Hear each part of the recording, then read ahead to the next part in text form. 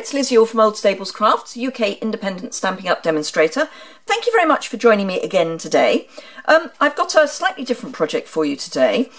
You have seen me cover notebooks before, both shopping list style, the ones that flip up, which I think are actually secretarial style notebooks.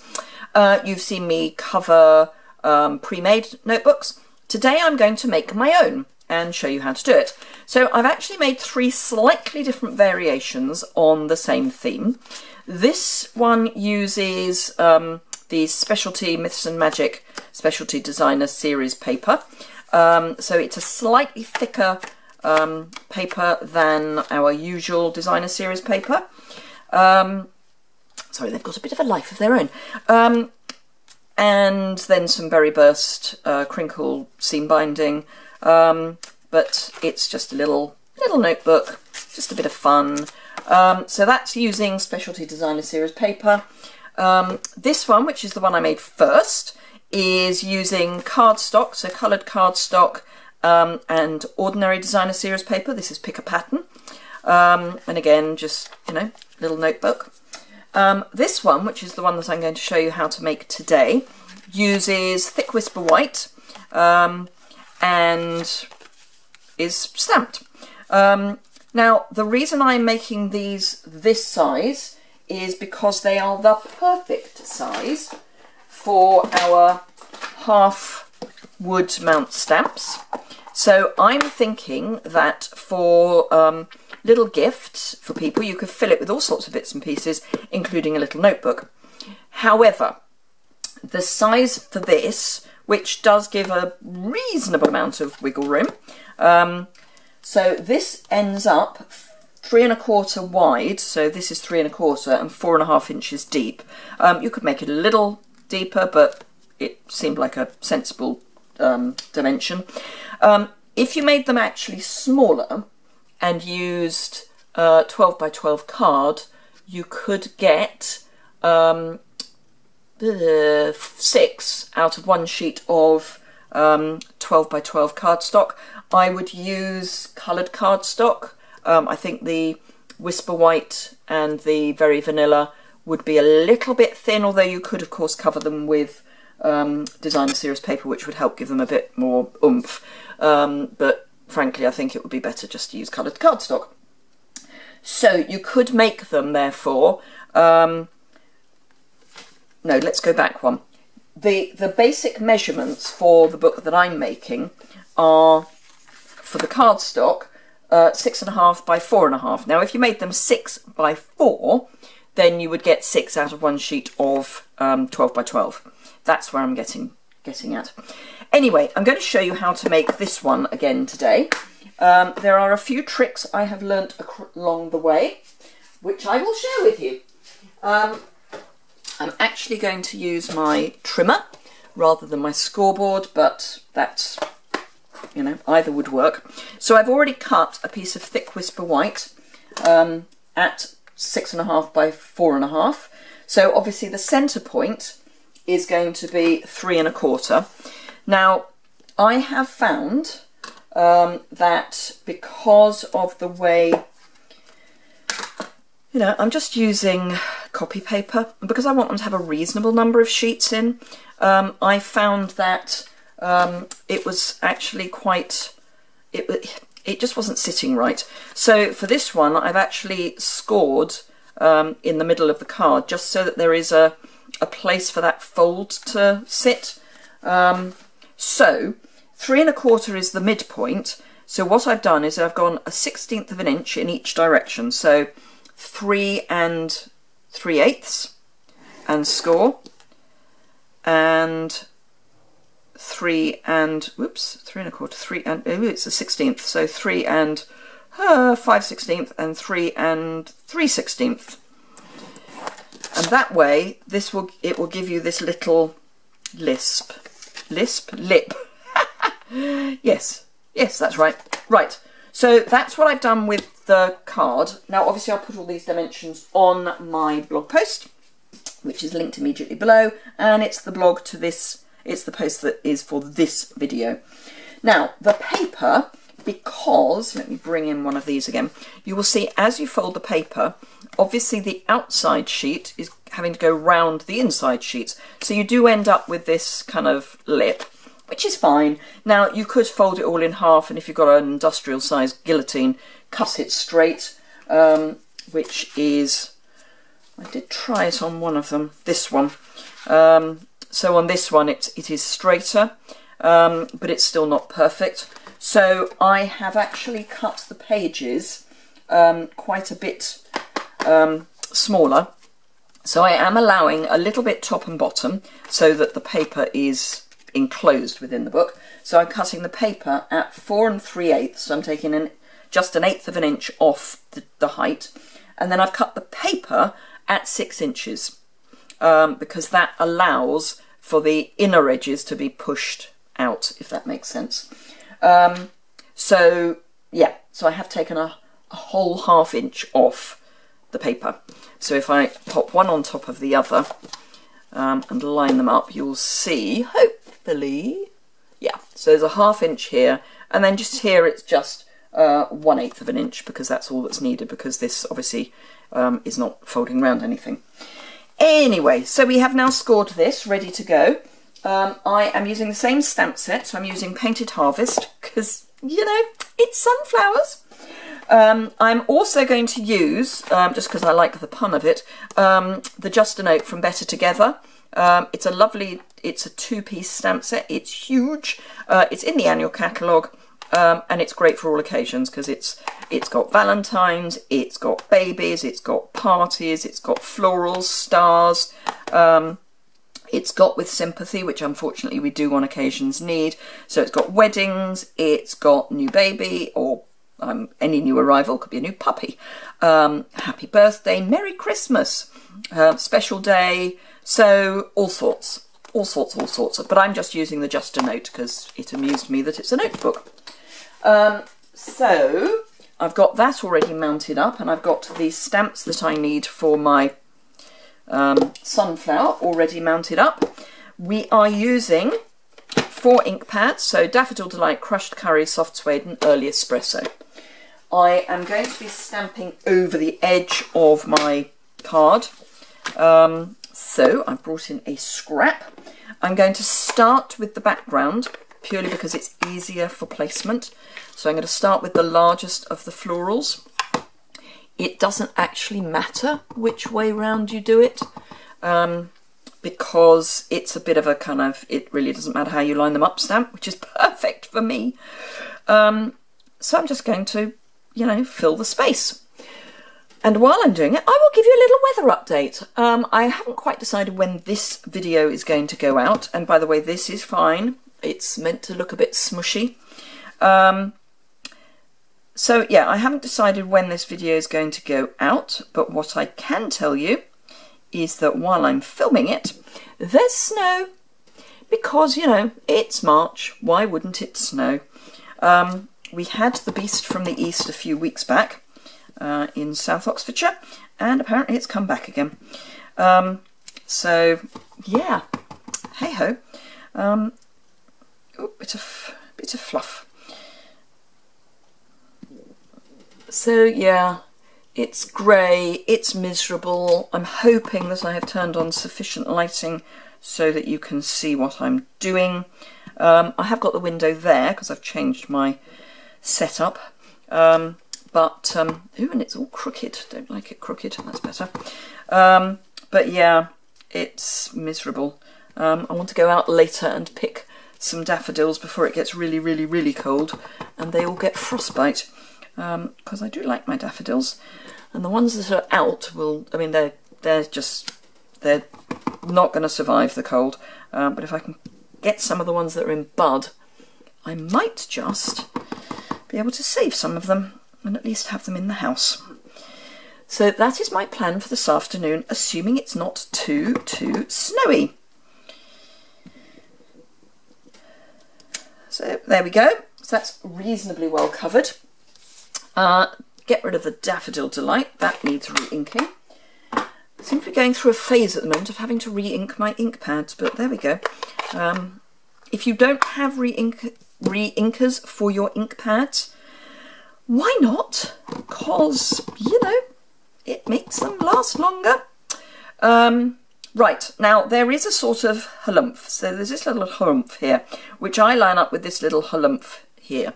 So I don't know if you can see that. So there's a little halumph there, and there's a little halumph just there. And that's sort of how I line them up. It doesn't actually matter terribly, but it just, yeah, gives me somewhere to line up. I think I'm out of camera. No, I'm all right. So yes, crushed curry over the top, which is the perfect sunflower colour. Daffodil Delight and crushed curry are just amazing together for this. Now you can actually do crushed curry as the background and Cajun craze on top, because sunflowers aren't just yellow. You can actually do So Saffron with Daffodil Delight on top. But there are some sunflowers that are more in the brown spectrum.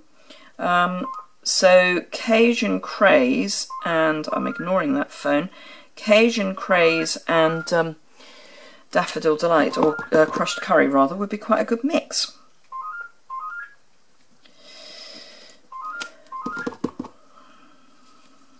My husband is in, so he could actually answer the phone if he just answered the phone, really. I think he has.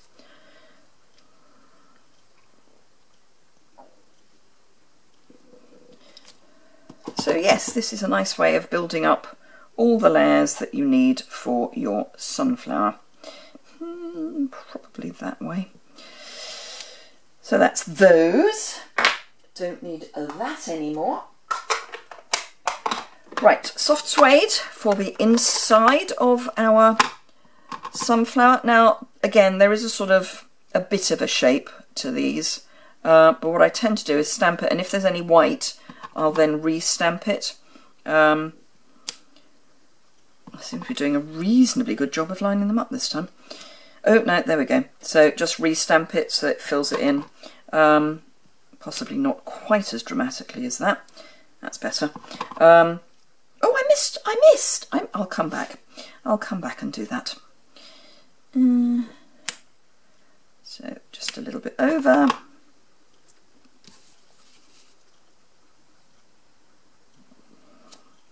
And again, just a little bit over. So as I say, it's a very forgiving stamp set. And it's beautiful. And I was delighted to see it carry over from the autumn winter. Whether it carries over into the annual, who knows? We will wait and see. Right, so that's that. I'll just come back in with the Cajun craze and this one down here, because we don't want it to lose out.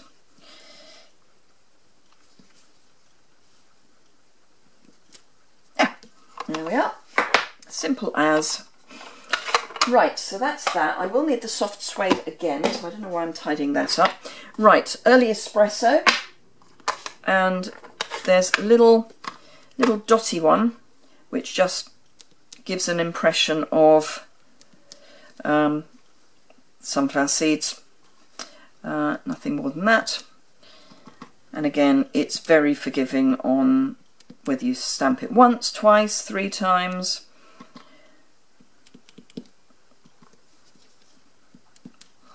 There we go. So that's that. And then finally, as far as stamping is concerned, I need a scrap, and I mean a scrap, of Whisper White. This is just one of the offcuts from when I cut my mats. And then soft suede and the Just a Note stamp. There we go. A little cleaning up session in a moment. And this is the classic label punch. And it fits, if you ignore one of the dots, it fits perfectly. So there we go. Right, okay, so putting it all together. You do, for this size, you do need what I would call a long reach stapler. If you made them smaller, it would fit with a standard stapler. So this is a very, very, very, very narrow fold, so it's slightly tricky to get that to fold, but it's doable. Let's bring that over with a bone folder. So there we go. Whoops, straight would be good, wouldn't it? There we are. So that's one done. And then the other. Now, if you are worried about the fact that you're going to end up with some score lines that you're then stamping over, which therefore will show as white, you could stamp first and score second. It honestly doesn't bother me. But there are these. So here you can see there's a white mark. That is just a white mark. It is not a crack in the card. It's just where there was a dip when I stamped. Right. Okay. So what do I mean by? So this is a standard size stapler. For my stapler, that's not, or for my book, that's not long enough. My reach on this staple is roughly, let's do it that way around, roughly 2.5 inches. Sorry, 2.25 inches. 2.5 inches. So happily I have a very long stapler, so that doesn't matter for me. So in fact what I'll do, no, I'll make it first. So all I do is pop my pages in so they are central. Now you want the sharp end of the staple on the inside, so the trick is to get the first one in, and then from there on it's actually quite easy because it holds everything else. So get everything as square as you can, and then holding it carefully, turn it over. Now I've set it so it's the right depth, because this stapler will allow me to do that, and then just staple, and that will then hold everything else in place, she says, making sure it does, and then come in with the other one. So just 2 staples, and you know, if you can get them vaguely in the same place top to bottom, that's always nice. It doesn't matter. Now if you're doing a bigger book, you'd want to put in more than 2 staples, but for this, 2 is fine.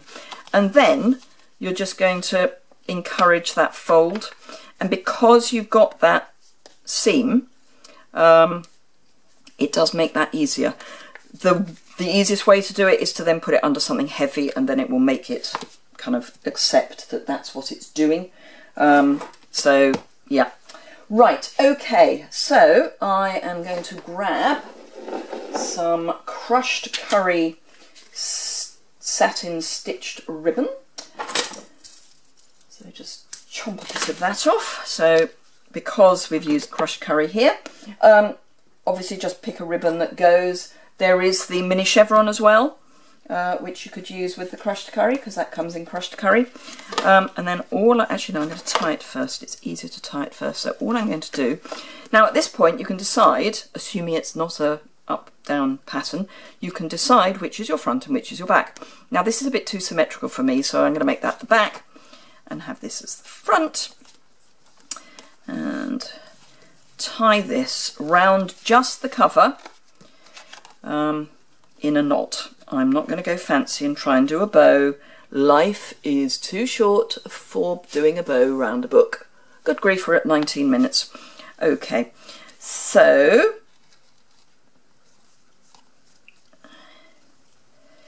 just tie a knot.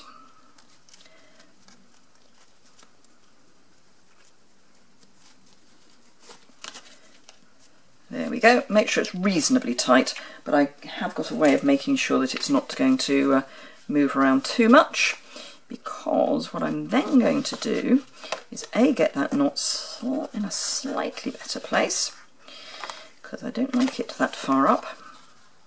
Oh, no, it's fine. Right, so a bit of fast fuse while we've still got it. Let's use it. Fast fuse top and bottom, or bottom and top, and then just slip your ribbon over the fast fuse to hold it in place, and then just lift that up There we are. So that's now going to stay in place even if your ribbon is a little looser than you would have liked it. Then just trim diagonally, top and bottom, and again with a bit of fast fuse,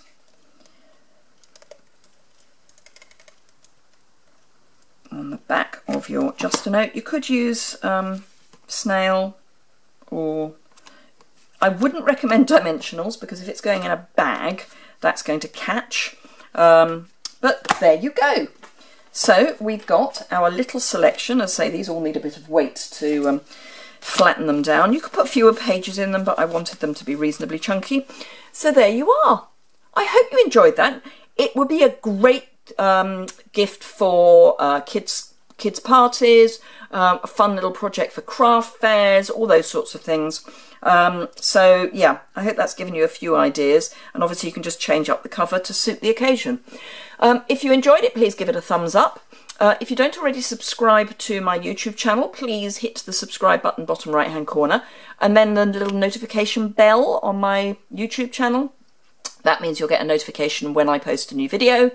If you don't subscribe to my mailing list, please hop over to my blog on the web version and do that right at the bottom of any post. There is a form for that. There's also a form on my business Facebook page. There's a sign up link there, and that is linked below in the description bar. There's a URL for all my links, all my social media links. So just click on that and you will find my Facebook page. And if you're in the UK and you do that before the end of March, and you're over 18 and not a Stampin' Up demonstrator, I'll pop you in a free prize draw for a craft kit. It's going to have all sorts of goodies in it, and I'll get that out to you. We're going to draw that at the beginning of April, and I will then post that out to you.